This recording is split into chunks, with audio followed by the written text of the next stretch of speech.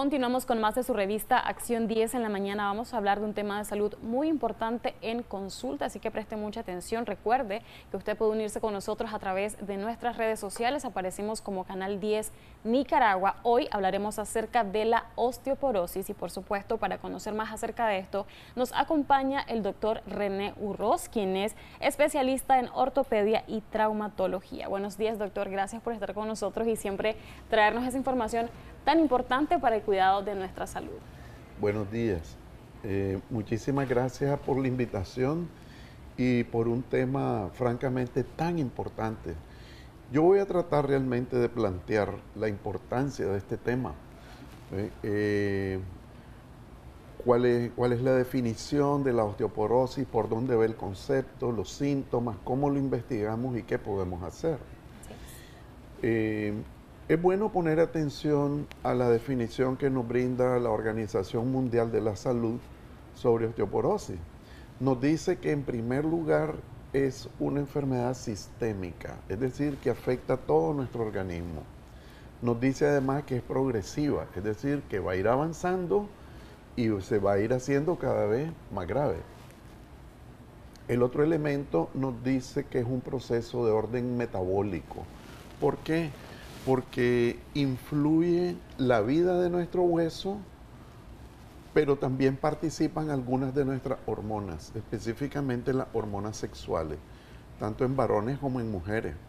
Los estrógenos y la testosterona nos ayudan a mantener fijos los minerales dentro del hueso.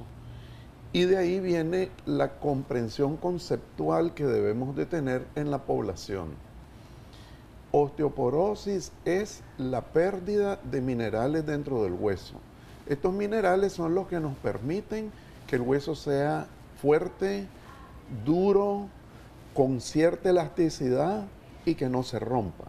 Pero cuando perdemos los minerales, entonces el hueso se pone frágil y poco a poco podemos ir incrementando nuestro riesgo de fracturas. ¿Los síntomas cómo se van presentando, doctor, para asociarlo meramente con lo que es la osteoporosis? Excelente. Fíjense bien, para que se pueda establecer osteoporosis, hace falta que nos prolonguemos en la vida. Es muy difícil que lo encontremos en jóvenes, pero sí lo podemos encontrar y ya lo vamos a explicar porque es un punto muy aparte. Pero la osteoporosis normal, primaria, nos va a dar por ir envejeciendo. Cuando la mujer llega a la menopausia, aproximadamente a los 50 años, declinan sus hormonas, su estrógeno, su progesterona, y esta declinación de la hormona hace que los minerales no se mantengan dentro del hueso. Pero toma aproximadamente un promedio de 15 años para que este hueso se vuelva frágil. En esa etapa, antes de llegar a osteoporosis, no vamos a encontrar ningún síntoma. Pero, pasado este tiempo, las personas pueden disminuir su talla, empezar a presentar dolores en la espalda, tener fragilidad, algunos movimientos, algunos hechos, por ejemplo, caídas que no deberían de generarnos fracturas, nos pueden generar una fractura. Por ejemplo, me resbalé, me caí, apoyé la mano y se me fracturó. Eso no es normal. Eso no es normal. O cargando algo pesado, de pronto empecé a desarrollar dolor muy severo en la espalda. Me hacen radiografía y encuentran que las vértebras están fracturaditas, que las vértebras están comprimidas y perdieron la altura que tenían normalmente. Eso, volvemos a repetir, no es normal. Yo debo poder realizar esos movimientos sin que me ocurra nada negativo. ¿Esto se presenta principalmente, doctor, más en mujeres o también es hombres y también mujeres, o solamente como en ese sentido? Fíjense que hay un estudio actual, muy reciente, que estudia a personas de 75 años. Los estudios que estábamos considerando antes eran estudios que normalmente se movían entre los 50 y los 65 años. Entonces aparecían las mujeres como 5 a 1 con más prevalencia de osteoporosis que los varones. Pero ahora resulta que en los estudios que se hacen entre 70 y 75 años de edad, varones y mujeres, los dos, están con los mismos datos estadísticos de osteoporosis. Esto es muy importante. A lo mejor algunos colegas van a decir que exagero un poco en esta frase, pero realmente tomémosla muy en serio porque es muy cierta. Todas las personas que estamos aquí sentadas, todos los amigos que nos están escuchando, absolutamente todos, varones y mujeres, estamos en riesgo de osteoporosis si seguimos avanzando en la vida. Es decir, si vamos más allá de los 50, 60, 70 años. ¿Dónde está el problema? ¿La puedo prevenir? La respuesta sería, francamente, no es prevenible, pero sí es atenuable. Si yo llevo un estilo de vida saludable, si hago deportes desde mi juventud, si como calcio, si tomo mis vitaminas, ¿dónde están las vitaminas? En las frutas, en las verduras, en las legumbres. No necesito ir a comprar un frasco a la farmacia. Las vitaminas están ahí, los micronutrientes están ahí en nuestra dieta. Si hago ejercicio frecuentemente, si tengo una educación física, un acondicionamiento físico que tenga fuerte mis músculos y mis huesos, entonces voy a tener una vida que llegue a los 70 años con un sistema locomotor, huesos y músculos bastante saludable. ¿Van a haber perdido calcio y minerales? Sí, pero no en una proporción que sea patológica y que me ponga en riesgo de fracturas graves. Fracturas que me pueden matar. Por ejemplo, si me caigo y tengo una fractura de la cadera, me puedo morir por causa de esta fractura, aunque tenga buenos médicos, aunque me operen muy bien, existe un alto riesgo de esas fracturas. ¿Qué pasa, doctor, cuando se presenta lo que es, o ya se diagnostica lo que es la osteoporosis y hay otras enfermedades acompañadas siempre al tema de los huesos, por ejemplo, artritis? ¿Qué pasa? Excelente. Fíjense bien, nosotros dividimos la osteoporosis, cuando hablamos de las causas, las dividimos en dos grupos. Causas primarias, aquellas que tienen que ver con la edad estrictamente. Y causas secundarias, aquellas que tienen que ver con otros elementos. Por ejemplo, la artritis. Por ejemplo, pacientes que tienen que tomar anticonvulsivantes. Pacientes que tienen que tomar medicación como los corticoides.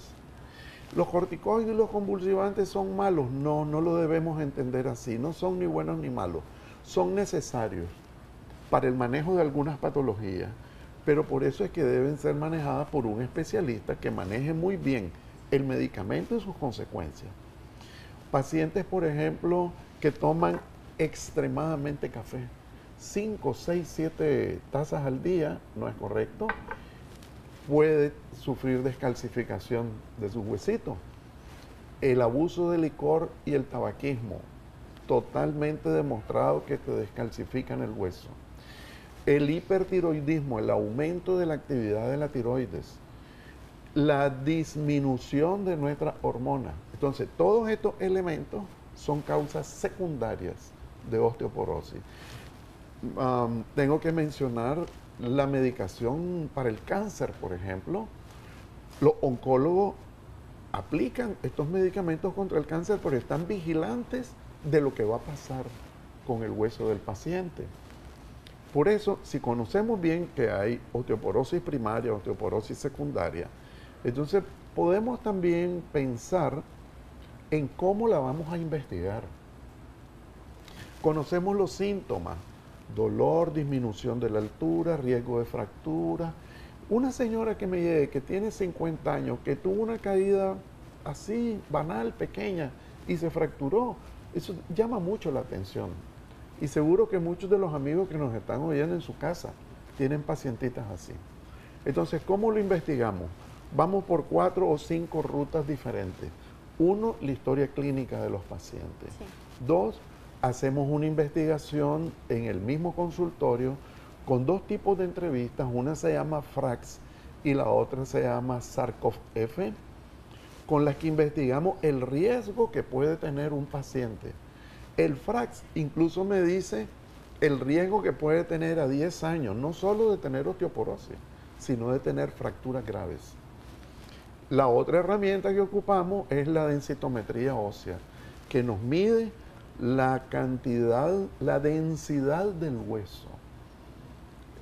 La densitometría ósea nos investiga la columna, las dos caderas y el cuerpo entero. ¿Por qué las dos caderas y la columna?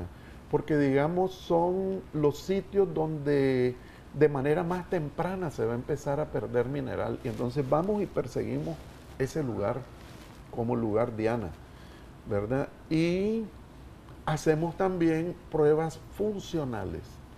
Nos apoyamos en todos estos elementos para determinar el diagnóstico.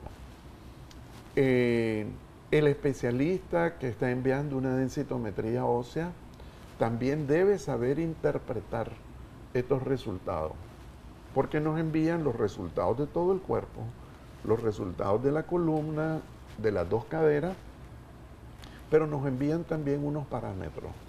Nos envían un índice T y un índice Z. En el índice T me comparan al paciente con un paciente de 30 años para saber cómo estoy con respecto a un sujeto joven. Pero en el índice Z me comparan con otro sujeto igual, del mismo sexo y de la misma edad que yo, para saber cómo estoy estadísticamente. Y eso hay que saberlo interpretar para seleccionar el tratamiento. A eso iba a consultarle acerca del tratamiento. ¿Varía según el caso de cada paciente? Efectivamente, hay que individualizar a los pacientes. Hay que individualizarlos. Y escogemos tratamientos que actúen sobre el metabolismo del hueso. Estamos indicando siempre la dosificación de vitamina D, que la mandamos a investigar en las pruebas de laboratorio cuando estamos intentando el diagnóstico del paciente.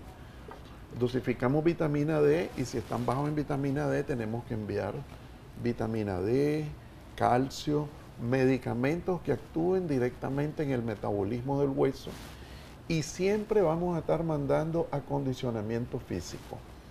Yo quiero dejar un mensaje final sobre esto porque es muy importante.